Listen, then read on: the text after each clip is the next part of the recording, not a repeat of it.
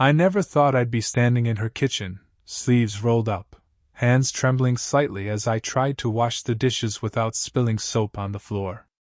The house was quiet, too quiet, and it smelled faintly of vanilla and old wood. I could hear her moving around in the living room, the soft shuffle of her slippers against the carpet, the occasional sigh that made my chest tighten.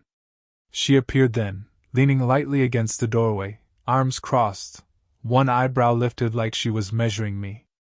She always had that way, like she could see right through me, and somehow it made me feel exposed and safe all at once. "Don't tell me you've been doing this all by yourself," she said, voice low, playful, but not quite teasing. Her lips curved faintly, a hesitant smile. Well, yeah," I mumbled, scrubbing at a stubborn stain on a plate. My fingers slipped. "Guess I didn't want to bother you."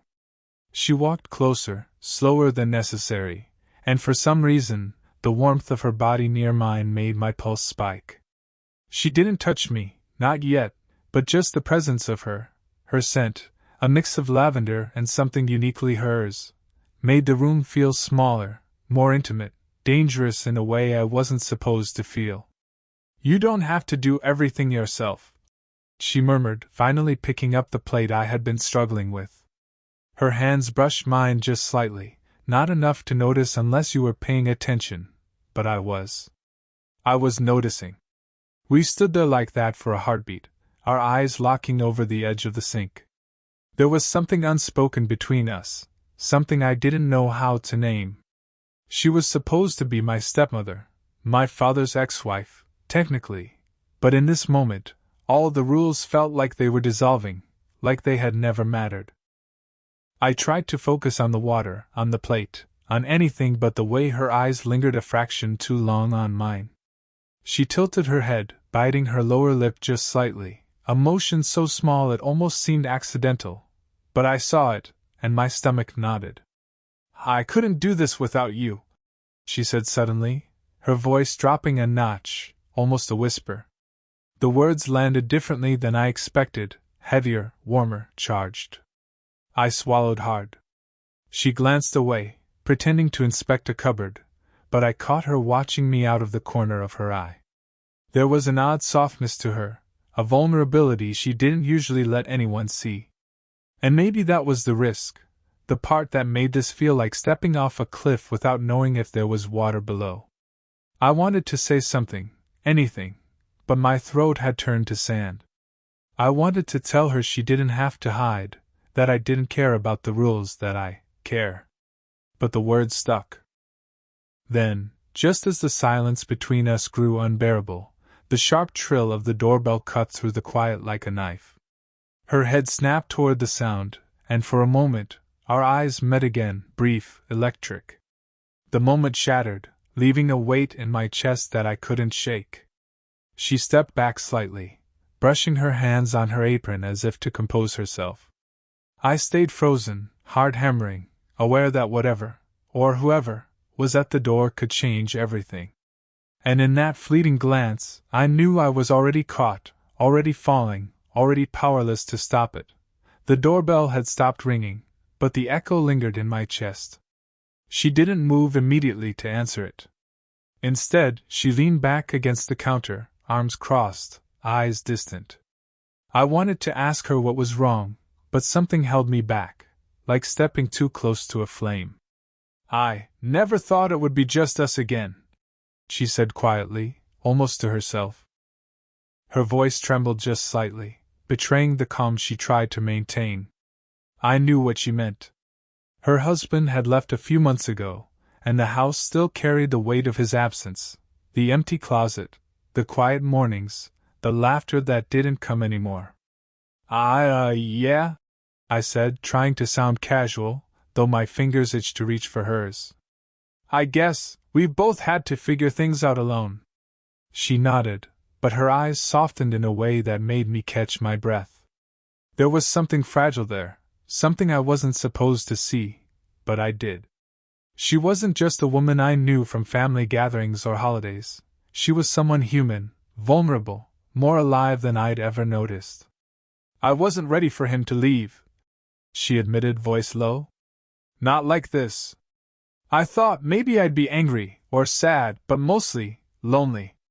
Her glance flicked to me, a fleeting acknowledgement of the strange, quiet bond forming between us. I wanted to tell her I felt the same, though in a different way. I'd grown up around her, watched her with my father, noticed the little details she never realized anyone saw, the way she tucked her hair behind her ear, the way her brow furrowed when she was deep in thought. I had thought of her as untouchable, untouchably adult, untouchably her. Now, standing this close, everything had changed. You've always noticed, she said softly, almost a whisper, as if reading my thoughts. Her words made the room shrink, made the air between us heavier, charged. I swallowed, aware of the age difference, aware of the lines of wrong stretching between us, but unable to step back. There was a pause, filled with everything neither of us said. I caught the scent of her perfume again, faint but sharp, lavender, something warm, something familiar. My hand itched to brush against hers, to feel the heat I knew would radiate. Instead, I just said, I'm glad I'm here. Weak words. True words. And her lips curved into that small, uncertain smile, the one that made my chest ache. She took a step closer, almost imperceptible, and reached for the dish towel, her fingers brushing mine. Just a brush. Electric. Dangerous. And yet, somehow, it felt like permission. In that tiny contact, I felt years of quiet longing, of moments I hadn't allowed myself to notice, of a connection I wasn't supposed to have. I wanted to say something, anything, but she just let the silence hang, and I realized we were both thinking the same thing, but neither dared speak it aloud. And for a moment, the world outside that kitchen didn't exist. It was just her, me, and a touch that said everything we weren't allowed to say. I didn't notice how close I'd stepped until her hand lingered against mine, the warmth spreading through my fingers like wildfire. My chest hammered, and I had to remind myself to breathe. She looked at me, really looked at me, like she was seeing the part of me no one else ever had. Then, almost in slow motion, the sound of a key turning in the front door made us both jump. My heart slammed against my ribs. She straightened instantly, tugging her hand back, as if it had never been there. It's probably just someone coming by, I muttered, though my voice betrayed my panic. Her eyes flicked toward the door, sharp and cautious. My neighbor, she said softly, but there was a tightness in her jaw I couldn't ignore. My stomach dropped. My thoughts raced. What if he noticed the tension between us? What if this quiet thing, whatever it was, got exposed before it even began? I wanted to say something, to make it casual, but the words caught in my throat. Instead, I found myself stepping back, shame curling at the edges of my chest. She noticed, I'm sure, noticed the hesitation, the guilt, the desperate need to pull myself together. For a moment, she said nothing, just watched me with those eyes that always seemed to know too much. Then, quieter, You're different than I expected. I swallowed hard. Different. Dangerous. Wrong. And yet, the word made something in me ache. I wanted to reach for her again, to close the space I'd just created, but I couldn't. Not yet. The door opened. A man's voice called out, friendly, unaware. Hey! Is anyone home? She stepped forward, forcing her voice bright, casual. Hi! Come in! I stayed frozen by the sink, gripping the counter so tightly my knuckles went white. Every second felt like a trap, every breath an admission. The neighbor, or whoever it was, walked in, and the room felt impossibly small. I could feel her presence behind me, the heat of her body near mine, the subtle scent that had already become a kind of danger I couldn't resist. He left after a few minutes, chatting politely, oblivious. When the door finally clicked shut, we exhaled almost simultaneously. Our eyes met again, and the air between us was heavier than ever, charged with everything we hadn't said. I wanted to step forward, to reach for her, but guilt clawed at my chest. Maybe we shouldn't. I started, my voice faltering. She interrupted softly, almost a whisper. I don't think I can. Her words hit me like a punch. And yet, even as the warning echoed, I noticed the trembling of her hands, the way she leaned slightly toward me despite herself. We were both trying to resist, and yet the gravity between us pulled harder with every heartbeat. I leaned just a fraction closer, daring to close the distance, and she didn't pull away. Not fully. Not yet. And in that breathless second, I realized we were already lost, caught in a dangerous, thrilling orbit neither of us wanted, or knew how, to escape. The house felt smaller than ever that evening, the shadows of the setting sun slanting across the floor, painting everything in a muted gold. I could hear her moving around the living room, the faint scrape of her chair against the rug. Every sound made my chest tighten. I wanted to tell her to stop moving, to stay still so I could memorize this moment, but the words wouldn't come. I was hyper-aware of her presence, the way the light caught her hair, the curve of her shoulders under her sweater, the subtle scent she always carried that seemed to wrap around me, suffocating and intoxicating all at once. She glanced at me from across the room, eyes narrowing slightly. You've been distant today, she said, and I felt it before I processed it, the sharp pang of jealousy. Someone else. Even the thought made my stomach twist. I'm not, just thinking, I muttered, trying to keep my voice steady. But the lie stuck in my throat. I was thinking about her. About the way her hand brushed mine earlier, the subtle curve of her lips when she smiled, the sound of her laughter echoing in my mind. Her gaze softened, and for a moment she looked vulnerable. Like she was teetering on the edge of something she both wanted and feared. And maybe that was it. I could see the struggle playing across her face, the same one I felt. Desire. Fear. Guilt. Everything tangled up in a tight knot. I moved closer without thinking, compelled by something I couldn't name. I can't stop thinking about you, I admitted, voice barely above a whisper. She froze. The air between us grew heavy, thick, almost impossible to breathe. Her hand lifted, hesitated, and then fell back to her side, trembling ever so slightly. You shouldn't, she whispered, her voice breaking, almost lost to the quiet of the room. But her words didn't stop me. They only drew me nearer. And I knew she felt it too, the pull, the gravity we were both pretending didn't exist. My chest ached, my stomach twisted with the knowledge that one wrong move could shatter everything, that even a fleeting glance in the wrong direction could undo us. Her eyes flicked toward the window, toward the street, and I could see the fear lurking there, fear of being caught, fear of consequences, fear of how far this could go. My hand itched to reach for hers again, to bridge the gap, to feel the heat I knew awaited me. I stopped just short, the distance between us minimal but electric. Her breath hitched. The room was silent, every heartbeat magnified. Every glance, every twitch of her lips, every subtle movement was a confession neither of us dared say out loud. And then, the moment shattered. The sound of a car door slamming outside made us both flinch. I could see her head snap toward the window, and I knew the world was intruding on this fragile bubble we built. My pulse raced. My heart pounded. I wanted to close the distance, to feel her lips, to ignore the risk, but we were both frozen in the charged space between want and restraint. And in that suspended second, I realized something terrifying and exhilarating. Nothing could ever be the same again. I was just about to reach for her hand again when I heard it, a soft click, almost drowned out by the hum of the fridge. A voicemail tone, low and urgent, coming from her phone on the counter. My stomach dropped. She froze, eyes darting toward it. Her fingers trembled as she picked it up. I didn't need to see the screen to know what it meant. Who?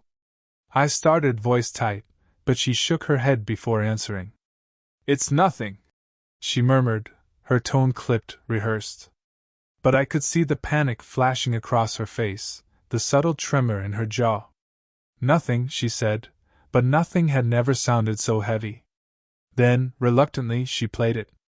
A voice I didn't recognize, calm but insistent, spoke. I know what's going on, you can't let him find out. Not yet.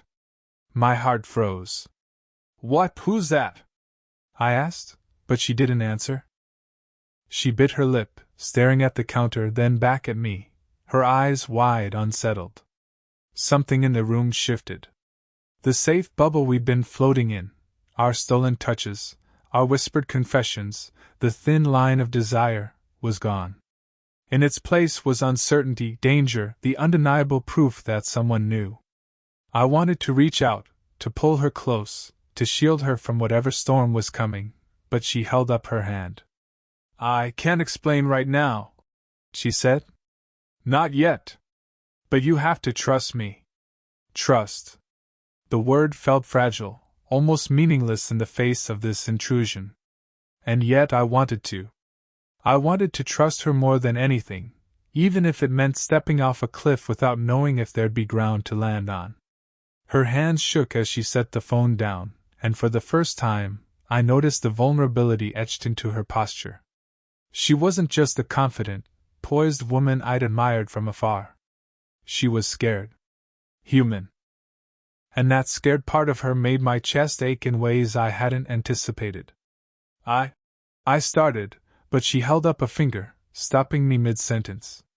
We can't let anyone see us, she said, voice barely above a whisper. Not yet. Promise me. I nodded, though I wanted to argue, wanted to insist that nothing mattered except this moment. But I could see the fear in her eyes, the stakes now so much higher than just desire. Someone knew. Someone could ruin everything before we even admitted it to ourselves. I stepped closer anyway, reckless, desperate. Her breath hitched, a soft sound I felt in my chest. Our shoulders brushed, and the warmth between us ignited again, sharper, more dangerous.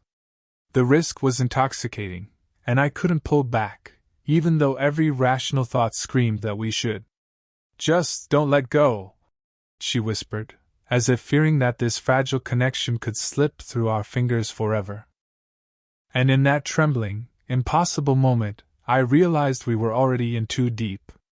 The world outside could try to pull us apart, secrets could threaten us, but the thread between us, small, electric, unstoppable, was already tangled beyond repair. The house was quiet again, the kind of quiet that pressed against your ears, making every heartbeat feel impossibly loud. I could feel her in the room before I saw her, her presence filling the space with a warmth I couldn't name, but didn't want to let go of.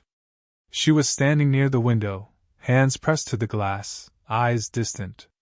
The sunset painted her hair in molten gold, and for a moment I forgot everything else: guilt, fear, rules, consequences. I just saw her. I can't keep pretending, I said finally, voice rough. Not with you. Not anymore. She didn't turn immediately. Her fingers trembled against the cool glass. I know, she whispered. Her voice broke, soft and low, carrying a lifetime of things left unsaid. I stepped closer, the floorboards creaking under my weight. I don't care about right or wrong, I admitted, the words almost tasting like fire. I just care about you. She finally turned, eyes glistening. The hesitation, the fear, the restraint, it all collapsed, leaving something raw and unguarded behind. I care about you too, she said, barely audible, but it landed like a hammer in my chest. The air between us was thick with everything we denied ourselves: the stolen glances, the brushed hands, the tension that had been building for weeks. I reached for her slowly, giving her every chance to step back. But she didn't. She let me. Our fingers intertwined, and the contact sent electricity through both of us. Her breath hitched, small and fragile, and I realized how much we'd both been holding back, how much fear had shaped us, kept us from the one thing that had been inevitable all along. I shouldn't. She started, voice trembling, but I silenced her with a look. No more excuses. No more waiting. I know, I said. We're going to feel guilty. We're going to question everything. But I don't care. Not about the world. Not about anyone else. Just you. Right here. Right now. Her lips quivered as she stepped closer, and the distance finally dissolved.